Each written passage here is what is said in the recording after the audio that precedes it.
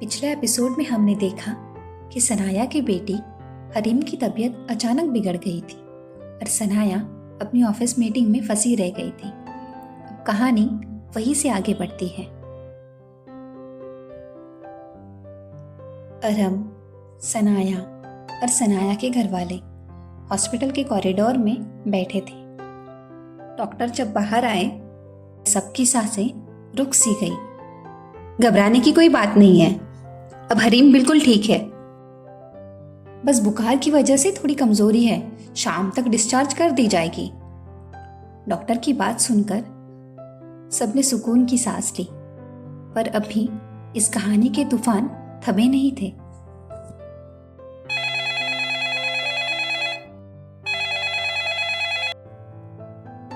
तभी अरहम का फोन बजता है। हेलो जी मैम, वो हादी की क्लास टीचर थी। मिस्टर अरहम, हद होती है गैर जिम्मेदारी की भी।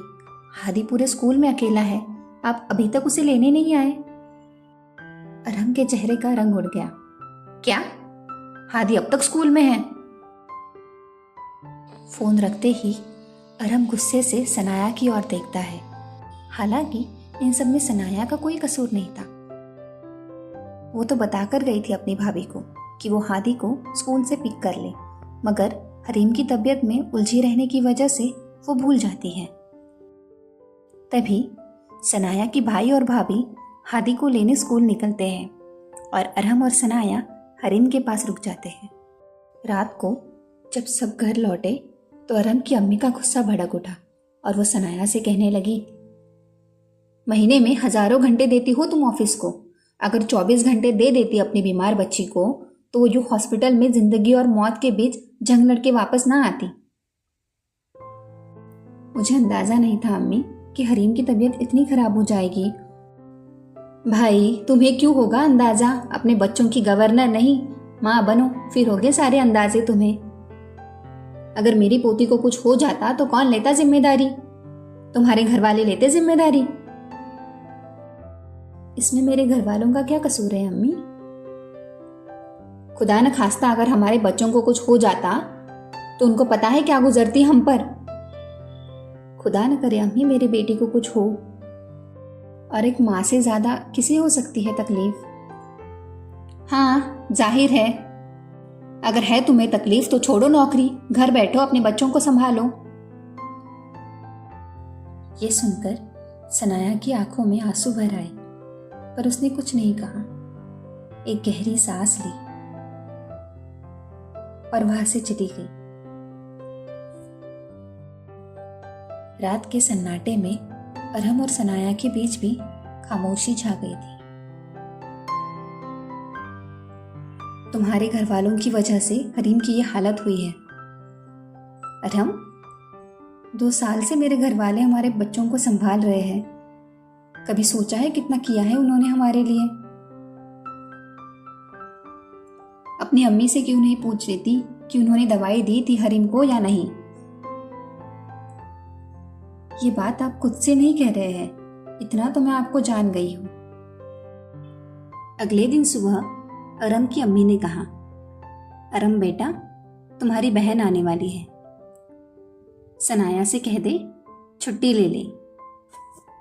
लेकिन जब अरहम ने ये बात सनाया से कही, अरहम मैं छुट्टी नहीं ले सकती, एक इम्पॉर्टेंट प्रोजेक्ट चल रहा है, मैं लीड कर रही हूं उसे, तो किसी और को दे दो वो प्रोजेक्ट।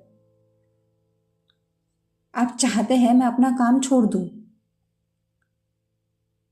हाँ, अगर जॉब के साथ घर की जिम्मेदारियां नहीं निभा सकती तो छोड़ दो। कमरे में सन्नाटा छा गया। सनाया धीरे से बोली, ठीक है अरहम, कल ही रिजाइन दे दूंगी। अगली सुबह अरहम ने देखा कि सनाया ऑफिस के लिए तैयार नहीं हो रही थी। क्या आज ऑफिस नहीं जा रही हो? नहीं, कल रात ही रिजाइन कर दिया था। अरहम हैरान रह गया, लेकिन सनाया ने मुस्कुराकर कहा, मैं आपकी तरह जज्बातों में आकर फैसले नहीं करती अरहम, 2 दिन की छुट्टी ली है बस। सनाया, मुझसे गलती हो गई, तुम्हारे बिना मैं कुछ भी नहीं हूँ। प्लीज मुझे माफ कर दो। थोड़ी सी भी देर हो जाए ना अरहम, तो पछतावे के सिवा कुछ नहीं बचता।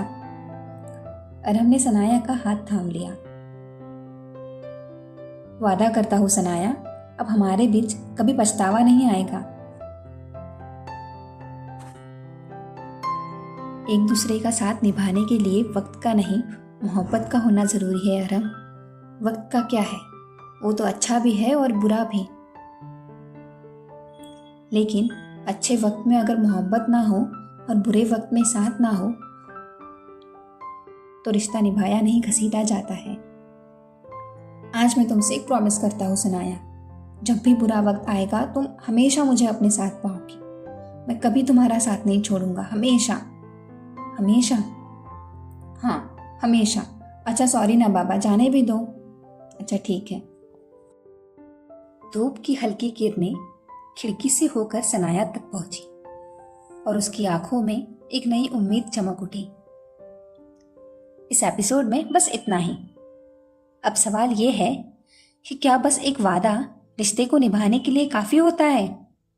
अब आगे देखना यह है, क्या सच में अरहम ने किए हुए वादे की उम्मीद पर सनाया अपने और अरहम के रिश्ते को कायम रख पाएगी? जानने के लिए जरूर देखिए हसरत का अगला एपिसोड ओनली ऑन स्टोरीटा FM।